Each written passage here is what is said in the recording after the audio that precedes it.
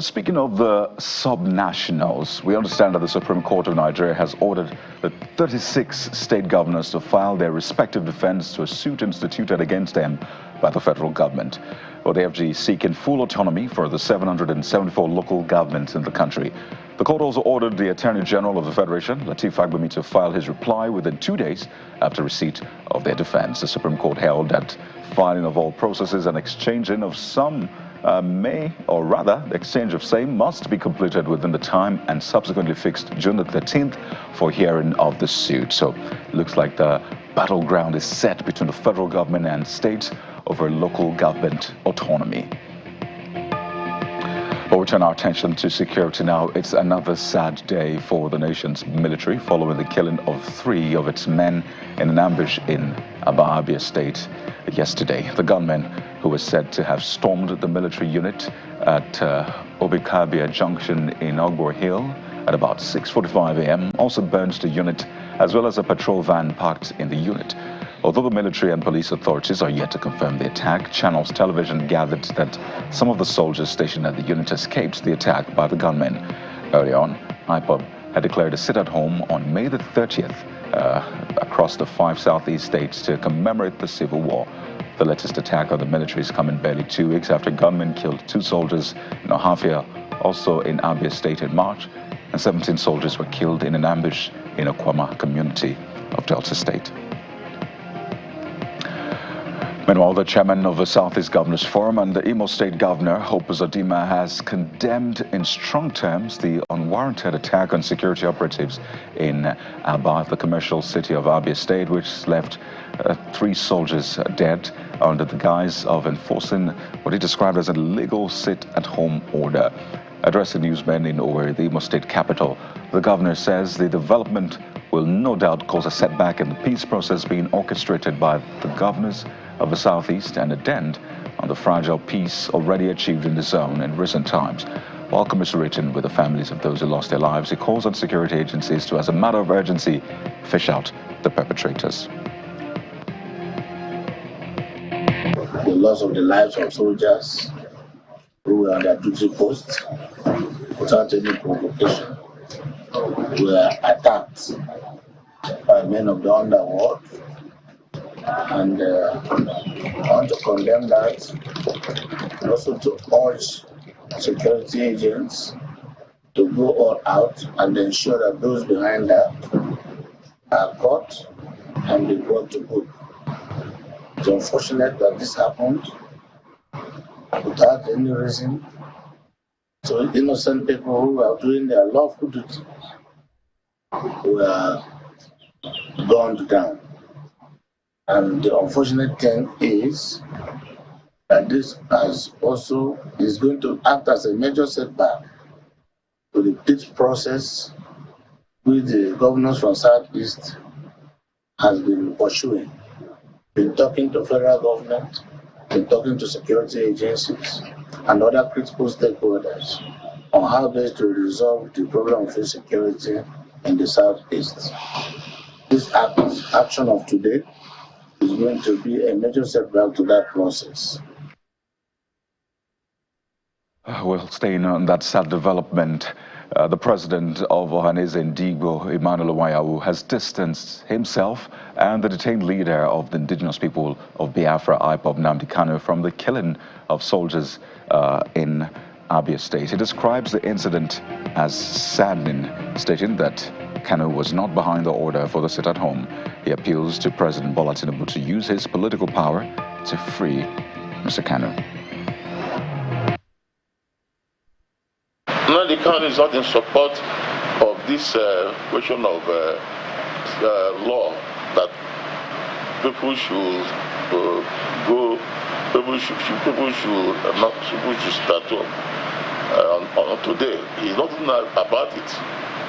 I'm sad, very sad that in Igbo land, where I am now presiding as a leader, that some people can come and kill I heard 2 soldiers have been killed somewhere. These are people who are carrying the banner of Nigeria. These are people who have brought out their life for us. And it is very sad we regard it as a criminal matter. Igbos are not happy about it, and we are very sad about it. Nnamdi Kanu is not happy about it. And in fact, this is the more reason why we plead that our President Tinubu should take political action to release him. Because if he is released, nobody will now have any excuse whatsoever. We will now know who is a criminal and who is not a criminal. So that is the point. Well, that was after his visit to the detained leader of IPOB in DSS custody. But let's talk about the gains of the military now. It says troops have neutralized over 600 terrorists, apprehended 1,051 suspects, and rescued 563 kidnapped victims in the month of May. Addressing a news conference in the nation's capital, Abuja, the Director of Defense Media Operations, Major General Edward Buba, disclosed that some senior terrorist commanders and fighters are among those killed, which has weakened the potency of the terrorists to hit soft targets. He adds that the apprehended suspects include the logistics suppliers, informants, and producers of improvised explosive devices. Our troops are admirably making progress in the ongoing counterinsurgency and counterterrorism operations across the country, and this will continue until the terrorists are completely decimated. The progress made is through cumulative efforts of the killing of the terrorist leaders, their commanders, and the terrorist combatants, as well as taking away their most important assets, such as their logistics capability, their administrative capability, and their fighting capabilities.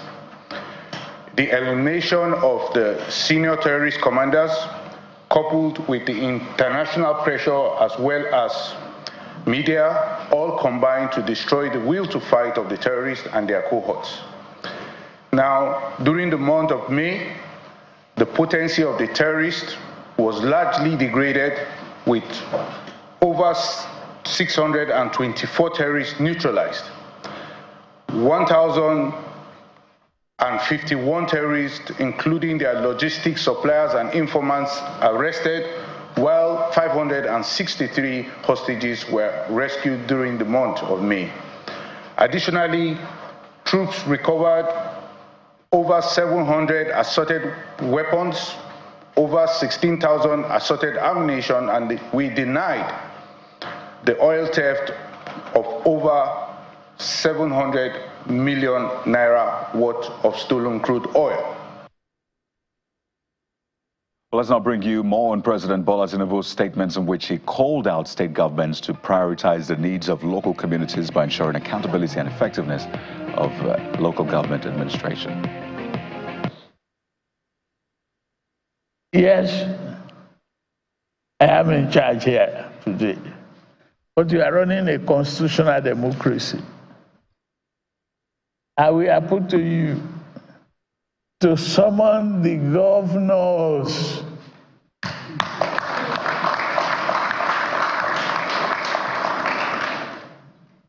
Summon them, call them up. I'm doing my best to improve the revenue of the country and giving them their due. But they must equally be sympathetic to the populace, and they must consider the need of the local people. People reside in the local government.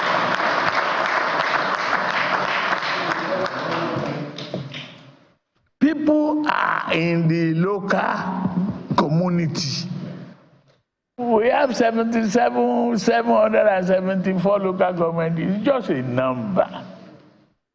Is it effective? Is it reaching the real people? This country reflected our diversity. As long as we are together, and we have to be together.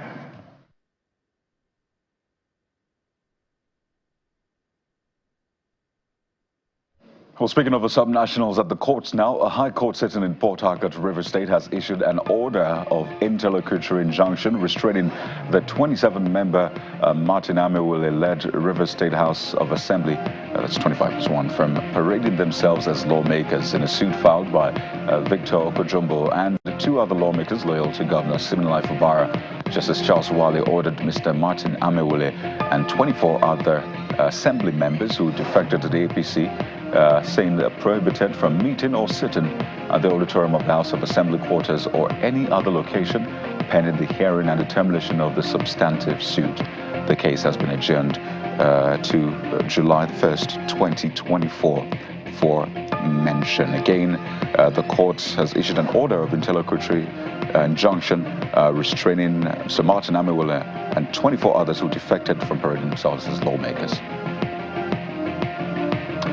To political issues now. Federal High Court in Abuja has adjourned to June the 13th to hear the suit filed by the All Progressives Congress North Central Forum seeking to remove Abdullahi Ganduje as a chairman for allegedly holding the position unlawfully. The trial judge, Justice Nyangeko, ordered and adjourned the matter on grounds that processes have not been regularized in the matter.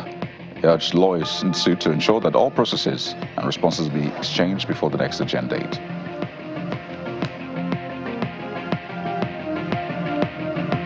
Well, let's talk sports now. Football's world governing body FIFA has warned players that they are willing to go on strike if the football governing body continues to overwork them. Professional Footballers Association Chief Executive Maheta Mulango believes that players are now at breaking point. The PFA has been calling for action to alter the congested football calendar, especially with the expanded 32-team Club World Cup proposed for next summer.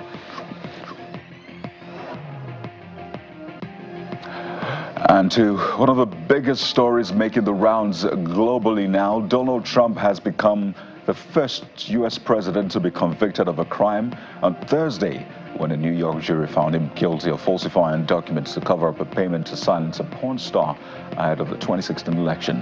Well, after 2 days of deliberation, the 12-member jury pronounced Mr. Trump guilty on all 34 counts he faced. He watched the jurors dispassionately as they were polled to confirm the unanimous verdict. He faces a maximum sentence of 4 years in prison, though others convicted of that crime often receive shorter sentences, fines, or probation. Incarceration will, however, not prevent him from campaigning or taking office if he were to win.